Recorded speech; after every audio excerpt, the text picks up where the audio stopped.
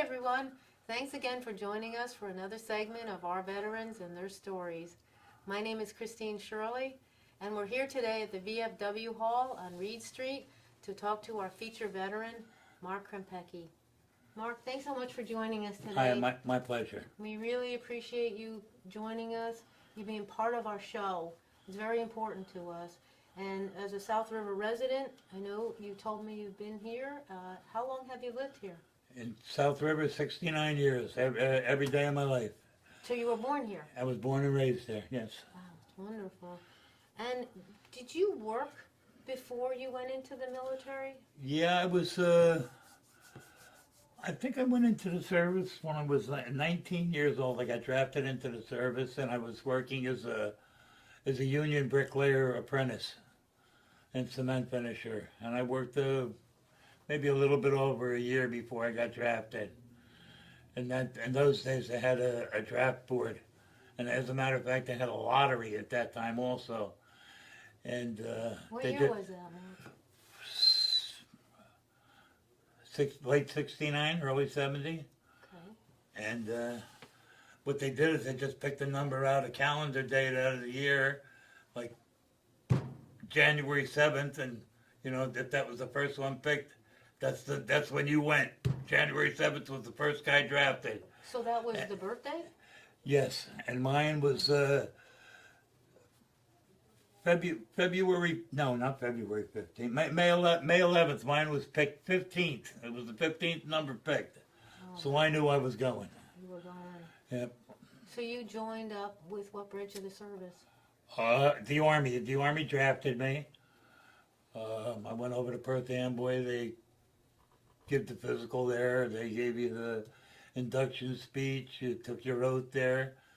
And then you jumped on a bus and they shipped you down to Fort Dix. You spent 8 weeks there for basic training. And then they gave you a couple weeks leave, and then you went wherever you were going in the United States, to be stationed. So when you were at Fort Dix, what did they train you in? What train you in Fort Dix? What did you have training in? They taught you to march, how to take care of your equipment, your rifle. Taught you how to shoot, how to take the rifle apart, how to fix it, and different things like that, and hand grenades, how to throw a hand grenade, how to take cover. They had a gas chamber. I'm sure you've seen it in certain movies where you had to go in with a gas mask on. You went through a building with gas in it. And then they made you take your mask off and see how long you could stay in there. It was just torture. Wow. And there was different things. A lot of physical training to get in shape. And that was basically it. Do you remember any of your instructors? No. No. I tried to forget them the day after I left.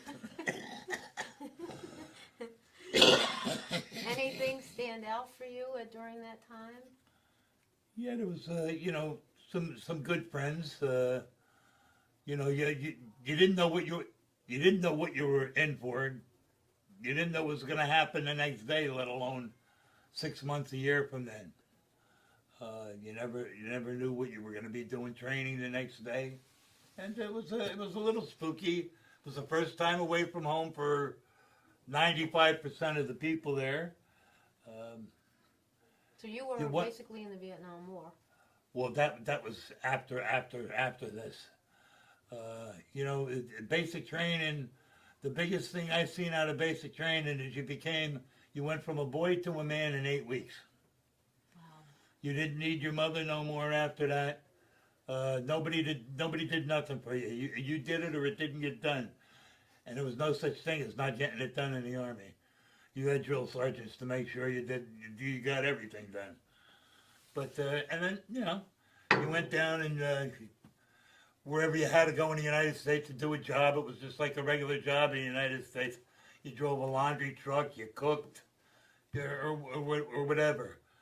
And from there, later on, you got your orders to go wherever you were going. If you were going to Germany, if you were going to Africa, if you were going to Vietnam, and that's when I got mine. I was stationed down in Fort Stewart, Georgia. That's where all the action is today. It used to be Fort Dix where they shipped all the people out of. Now it's Fort Stewart, Georgia. And So when you were in Fort Stewart, what did you get trained in there? we didn't train. I was already trained. I became my job in the Army was a mason. Not that you always did what your job was. They gave you a number and that was your job. But if they needed a truck driver or somebody to run a washing machine, somebody to cook, you did whatever had to be done. That was that. Do you have any vivid memories of anything that happened during that time? While I was on, well, I had one real good buddy, and I don't know what happened to him. I can't get in touch with him. I've tried numerous times. A guy from Springfield, Massachusetts, Anthony Leo, good friend of mine. We went through basic training together. We went down to Georgia together. We went to Vietnam together, and we were supposed to discharge out the same. We were on the same compound in Vietnam, as a matter of fact. Wow. And I'd like to get in touch with him, but I could never get in touch with him. A lot of good friends. And you've stayed friends with Yeah, them? yes. There was, we had a reunion 5 years after Vietnam. There was about a dozen of us got together, and we met in Indianapolis for the race. Wow. And it was good to see all the old people back. So how long was your time in Vietnam? 7 days short of a year. And the whole time was spent in Vietnam? The whole time. Well, no, I had they gave me an R&R, rest and relaxation, for a week. I went to Bangkok, Thailand for a week. And but the rest of the time was all in Vietnam. Vietnam, when you were there. And when you were in Vietnam, describe to us what that was like. What was it like the first day you got there? Scared. Somebody kicked a garbage can over, or something fell out of a tree. You were diving all over the place. You were scared. You know? So people are shooting at me now. This is the real thing, you know. But Did you see a lot of combat? no, I've seen some, not much though. There was a lot more people there that seen a whole bunch more than I did, and those were the guys that deserved the praise and everything for what they did. A lot of them didn't come home. Over 58,000 of my brothers never came home, and that's sad. Yes, it is. What was this like on a day-to-day basis for you? Well, most of the time you got up and you. My job when I was there, I was with a construction battalion. I was with a combat engineer battalion, and then a regular engineer battalion part of the time. And when I first got there, we just finished building a Bong Song Bridge. That was the town that the bridge was in. It was called Bong Song Bridge. And How long did that take to build? oh, they when I got there, they were finishing up. They were packing up to come back to home base. But I guess it took them a good part of a year to do. It wasn't no monster bridge or nothing, but it was big. And then what did I do after that? We built little bridges going over little rivers, like not even around like 15-foot streams. We built bridges. And you mentioned you worked with the divers too. Yes, we had that.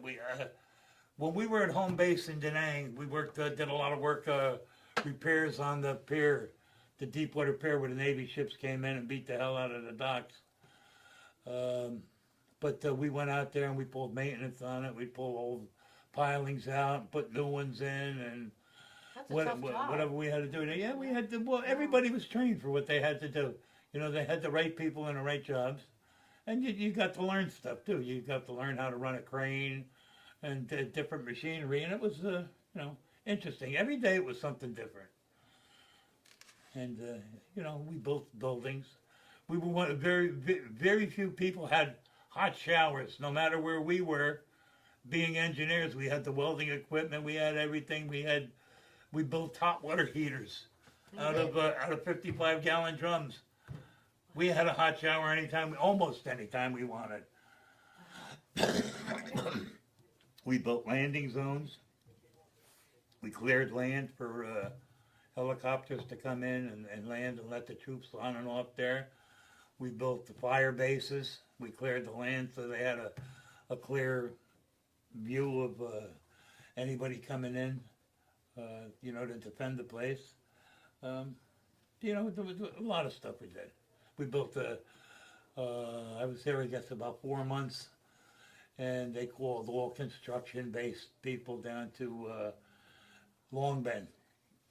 It was down towards Saigon, and we built a jail down there. It's very famous when anybody was ever to Vietnam. Long Bend Jail, they called it LBJ. And we stayed down there until it was done, and then when that was done, I put in for a transfer. I wanted to go back up north with my friends up there, and everybody told me I was nuts. What do you want to go up north for? If you wanted me to be like this down here, you should just send me home. It's like being in the States here.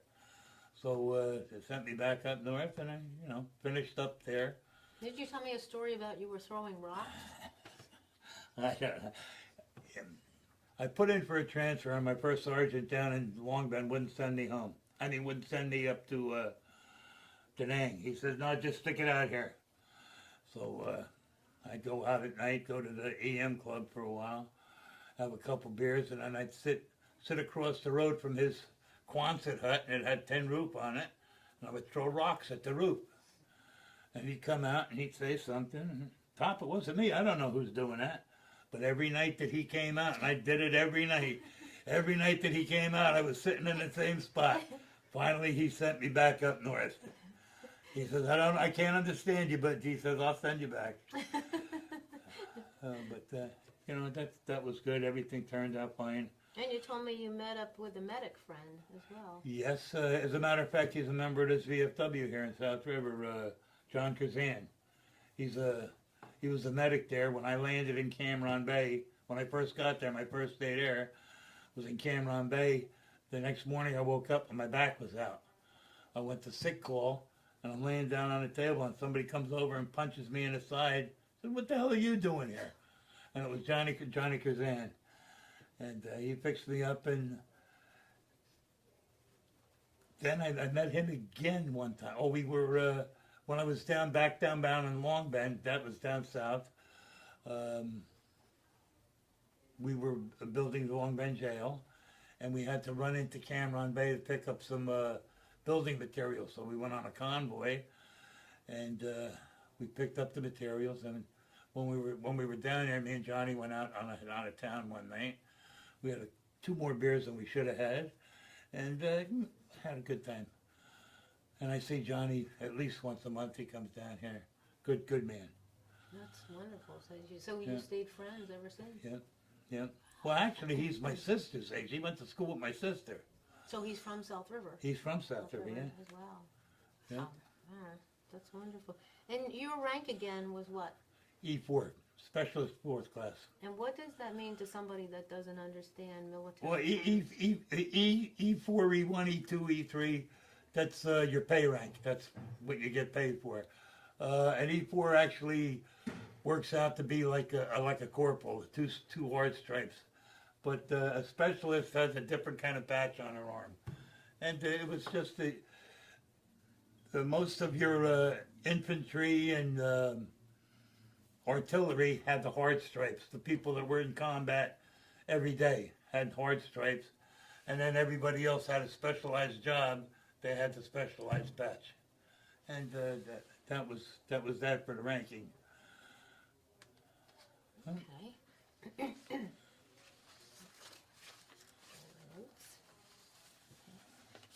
So as far as combat, you really didn't see much combat going on from what you described.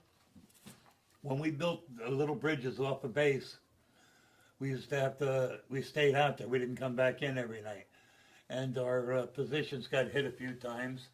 When we were on convoys, we got hit a few times, and you had to get out and fight, get out and defend yourself. But you know, for the most part, you know, you weren't there looking for it. Right, You were right, hoping it wouldn't happen again.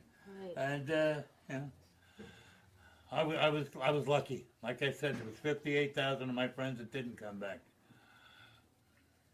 Sorry to hear that. I'm so sorry. So then you went. You mentioned that you had some leave time. Were you able to come home at all, or? They gave you choices. I could have went to Bangkok. I could have went to Australia. I could have went to Hawaii. I could have came back home. Bora, I think, was one of them too. You could have went to, but I chose to go to Thailand. They said it was beautiful there. I knew a couple people that were there before. I went there and had a nice time, nice relaxing time. I think you mentioned to me you had a friend that was there. Yeah, oh, well, he was stationed with me in Vietnam. His father was a sergeant in the army and married a Thai woman, and then he was the result of them getting married, and they lived in Thailand, but he got drafted. And he served as a sergeant with me, and we went out on a town one day in Thailand. Went out to seen some Thai boxing. That's where they saw this hand and feet boxing went on. That's where it all started, where they fight with the MMA or whatever it is now. And we had some good food. He took me to some good places to eat, you know. Demonstrations of different things. They took a whole ham, one of the demonstrations at this Thai boxing place, they took a whole ham and wrapped it up in chains. And there was a little bridge, maybe just a little wooden walkover bridge. And they took it and they dumped it in a stream that was no wider than 8 foot. And they just took it and dipped it down in there for about 10 seconds, pulled it out, and there was nothing but bone. It was all piranhas in there. Oh my gosh. Oh my gosh. And then they told you, keep your fingers out of the water. You don't want to go in there? No. Oh my gosh. Did you take any pictures when you were there? No. No? I wasn't a camera guy. The camera. So it must have been beautiful. No, yeah, yes it was. Now if I would have took my wife there, she would have took 4 million pictures. That's why I can't find anything, because there's so many pictures of them. So any other memorable experiences that you can think of while you were there? Just glad to get home. Everybody had a short time calendar. It was a picture of something, whether it be a woman or a soldier fighting, and it had it broken up like a jigsaw puzzle.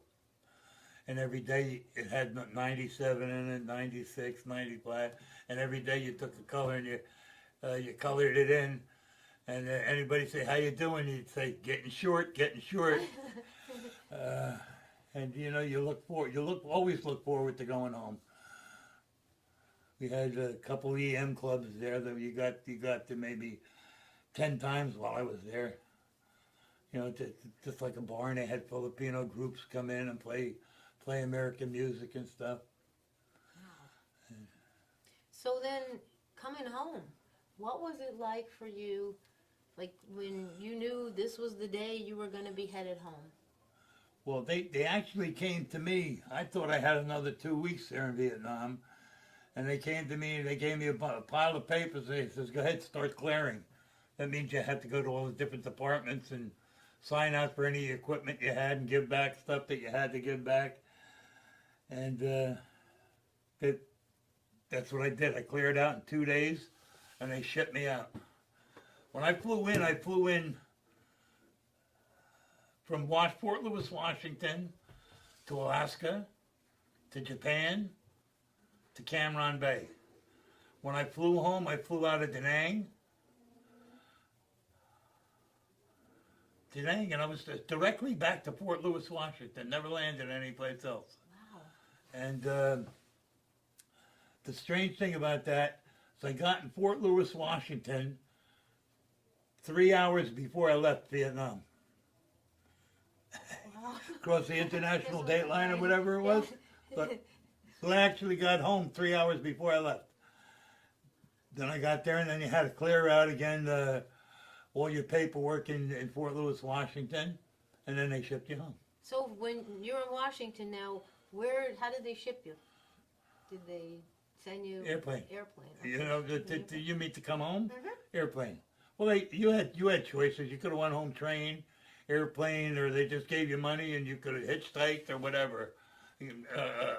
Transportation allotment they gave you. But I went to the airport and they says, "Oh, we don't have nothing until tomorrow for Newark or anything."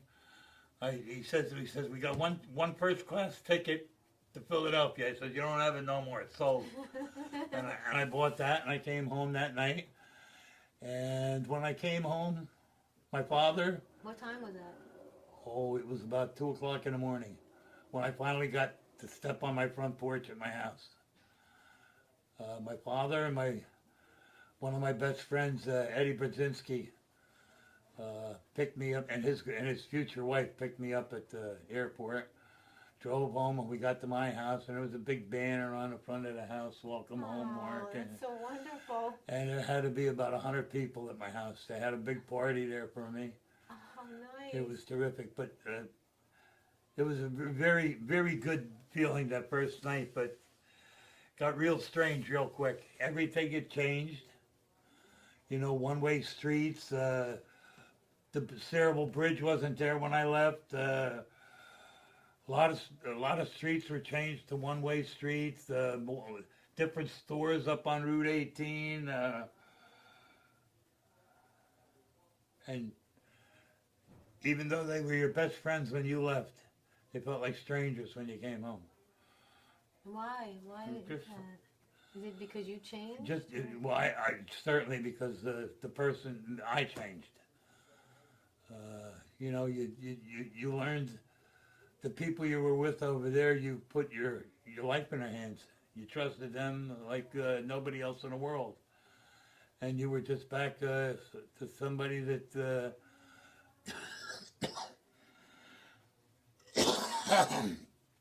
It was just, you know, everything was a joke. It was funny. It was, you know, laugh about stuff, and it was hard to laugh about stuff after you've seen what was going on around the world.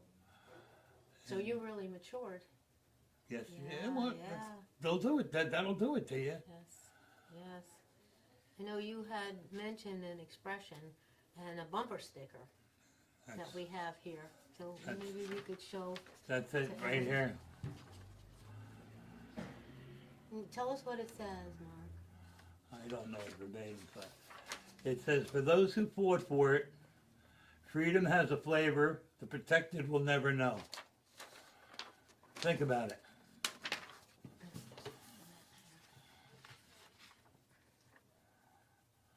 And what does that mean to you?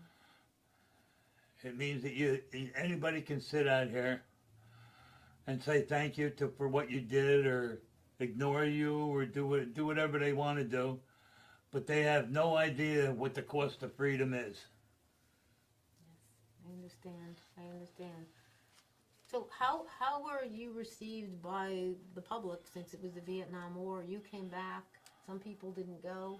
Oh, there's a few different feelings I got about that.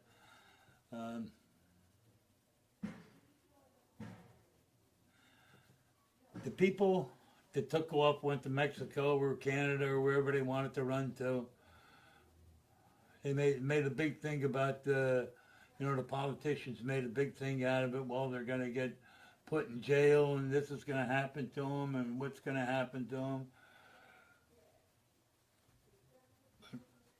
Nothing ever happened. They gave them all pardons. You know what I mean? The reason I went,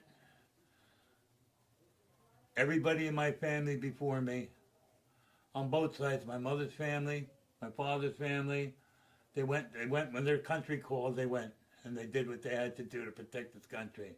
And no matter what anybody says, this is the greatest country in the world. Yes, it is. Yes, it is. You try and do some of the stuff that you can do in this country in any other country, and you'll never get away with it. I'm proud of my country. I'm proud of my military. Now, you mentioned that your dad was in the service as well, your family members. Tell Well, us a little bit about that. my mother and father came from big families. I think my mother had nine siblings, or, you know, brothers and sisters. And I had one uncle was in Germany. And what was his My name? uncle Gene. We always called him Uncle Gainius. No, that was his Polish pronunciation of it. And was he in World War II? No, he was in after the Cold War. He was with in Germany. Right, I guess right around when they were going to rip the wall down, he was there. Then I had an Uncle Russell. He still lives in town here. He was a Korean veteran. And let's see, is there And any? your dad? Then I had an Uncle Walter that was in the service also. And Uncle Benji, I don't know if he was in the service or not. But on my father's side, I had an Uncle Butch that was in the service, Stanley Krempecki. He was from South River.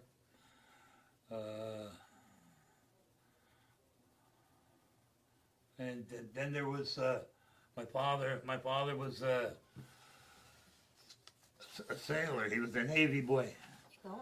which had never happened to me. And that's the USS Canberra he was Yes, on. USS Canberra. He was in the South Pacific in World War II. He was wounded in the hand and received the Purple Heart for that. He received the VA benefits for that the rest of his life, which were very, very small. But And what's your father's first name? Walter. Walter. Sonny Krempecki. They called him Sonny. Good man, good provider. Me and my sister never wanted for nothing. He was a hard-working man all his life. And why did they call him Sonny? That was his just a nickname. Everybody had Happy? nicknames back then. Okay. And then after the oldest brother in the family, my father's brother, was Albert. That's Albert over there. 3 years ago, we had a Memorial Day parade here, and Albert was honored. We had a general come down, and who awarded him all of these medals here. Albert was in the Death March in Bataan. He survived the Death March. Can you tell us what that is for those that don't know? The Japanese captured them, all the American citizens, soldiers over there, and marched them completely across Bataan and Corregidor. That's that map there. And it was a long, hard march. And as in any war, the prisoners got mistreated, barely fed, just enough to keep them alive. And when they did get to the shore where they were going, they were loaded onto a ship. That's the ship up there on the left-hand corner of the map. They were going to ship all the American prisoners of war back to Japan for slave labor. When they got them on the ship, they left port to go, and the United States submarine sank the ship. So we lost men by friendly fire there. But it's part of the casualties of war. That's what happened. And that was Uncle Albert. He was an engineer also. I'm so sorry to hear And that about was that. my aunt Min's son, Michael Gamino, put all of this stuff together. He did all the research on it with Congress and whatever to get whatever he could, and got him awarded these medals. That's beautiful. Well, I hope sometime maybe he would come on the show and talk to us in Okay. detail. I'll try and get in touch with him and get a phone. If he says so, I'll get in touch with you. I'll give him his phone number. Okay, that would be great. But that's it for that. That was Albert. Yeah. So now, as far as going back into civilian life, now you came out of the service, you're home. Did you go back to school? Did you go back to work? Went back to work. finished up my apprenticeship. I just started working. I was like I was supposed to to continue on to be a second-year apprenticeship. It was like a 4-year apprenticeship. They started me at the third, and in the first union meeting we had the first month, they said thank you for your service, and they gave me a full union book, so I didn't have to serve the rest of my apprenticeship, which was great. a lot more money at that time. Yes. And that's good. And as a matter of fact, this room is where we used to have our union meeting. Right here. Huh? Yeah. Great. Back 1969, 1970, and then every year after that. Wow. Well, you've been a member of different organizations now. No, I've only been a member of this organization for about 5-6 years. Okay. When I came out of the service, Vietnam wasn't considered a war. Veterans of foreign wars. You had to be a veteran of a foreign war in order to belong to the VFW. And Vietnam wasn't considered a war.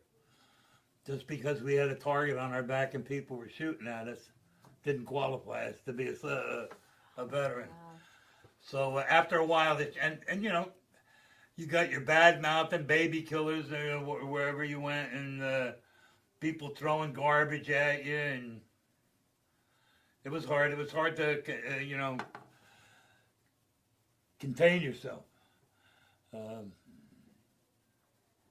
must have been very tough to get readjusted with It something was. like Here that you- going on. You were doing what you thought you had to do, and you thought you were doing the right thing, and then people telling you you're not.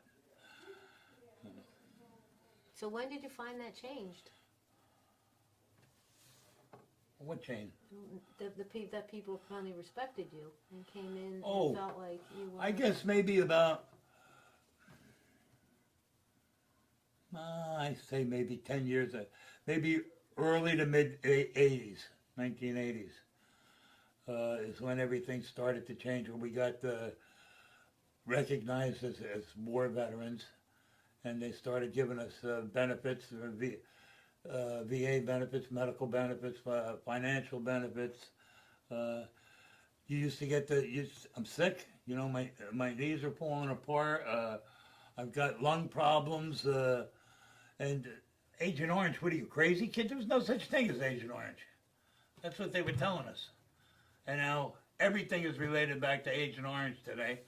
The VA is doing one hell of a job today for all our veterans that are suffering out God. there.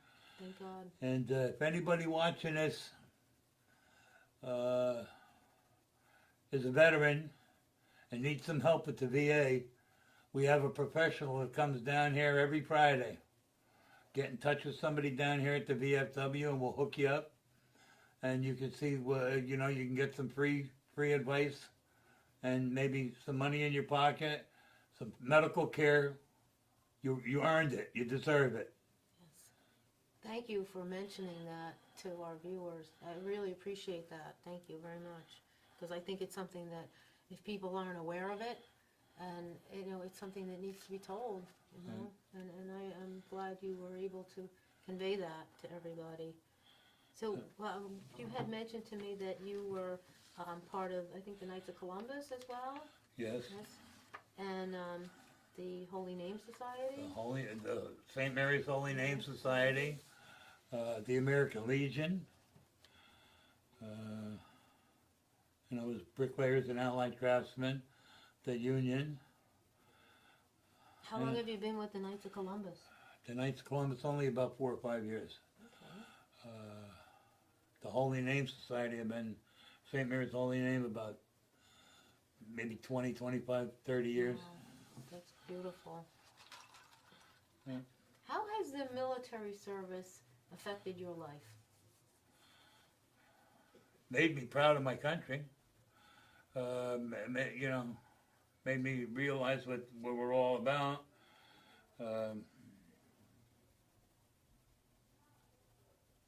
Made me aware of some things that really don't sit well with me. And whether it was with our last president, the president we have now, or the president we had 5 years ago, or five terms ago, as a population, we elect this man to do our job, to do his job. The majority of the vote was taken in this United States and elected this man to do the job. Too many people won't let him do his job.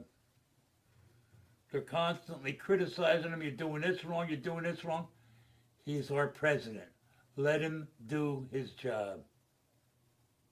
Very well spoken. Very well spoken. What message would you leave to future generations who are watching this interview?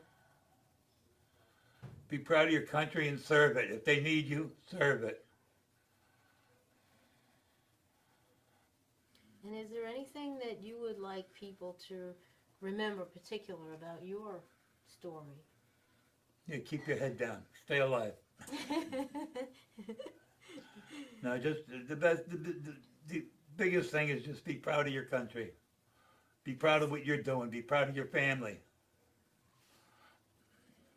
Is there anything that maybe we haven't covered at this point that you can think of that you might want to add to our viewers? That Not really. I think we hit it all. You know, anyway, everything I can remember anyway. Have you been to the memorials in Washington D.C., the Vietnam Memorial? I've been to the memorial in Washington. Oh, the Vietnam Memorial. I've seen about 30 maybe 35 Wow. years ago. Wow, And nice, nice. the Knoll, what do they call it? The mall. Yes. It's all bumps and dumps and all over the place. And when I got over the last one, me and my wife and my two older boys were walking. I think they were like 6 and 8 years old.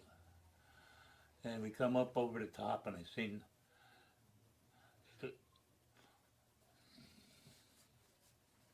Okay. seen the wall, and how many names were on the walls. I went to my knees.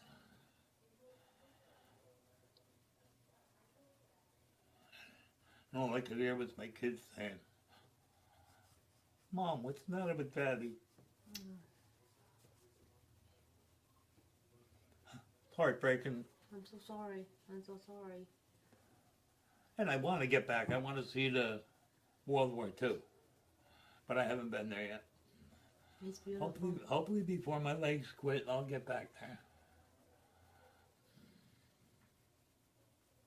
Well, I want to thank you so much for your service from all of us and all of us viewers and myself from my heart. I mean, seriously. I mean, you know what you have gone through for the Vietnam War and that time period. You know, is very difficult. It's a very difficult thing. But you know, we welcome you home.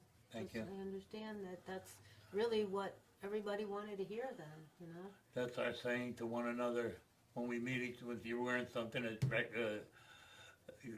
says that you were in Vietnam, that's what we always say to one another, welcome home, because we never got it back then. Well, I'm just very proud that you all have it now, that you can hear it now, because you deserve it. You deserve it 100%. We also have the War Memorial, the Vietnam War Memorial in Homedale, which is a very nice place there. Inside the museum, you can spend 2 days in there. You can spend a week in there. The information they have about it, and we go back as a group. There's a group of South River veterans that meet once a month. We go out for a luncheon, all throughout the state, so you know everybody can join up with us without having to take a big trip every week or every month. And we go up there every Memorial Day. We go have our luncheon up there, and we go around. We find all our boys from South River that got killed in Vietnam, and we touch their names. We say a prayer for them, and that's about it. Thank you. Thank you so much, Mark, for sharing your story, a very moving and emotional story that you have. And God bless you, really. It's just incredible. And I want to thank everybody, all our viewers, for being with us today and watching Mark's story and hearing what he had to say. And if there are other veterans out there that are interested in, please come forward and talk to us, because we really are very interested in hearing what you have to say. And your message is very important to all of us. You know, you served our country. You know, you were the backbone of the type of people that we need, and God bless you all. I really appreciate it. And thank you again, Mark. You know, really, thank You're you. welcome. And God bless you all, and God bless America. Better words have never been spoken.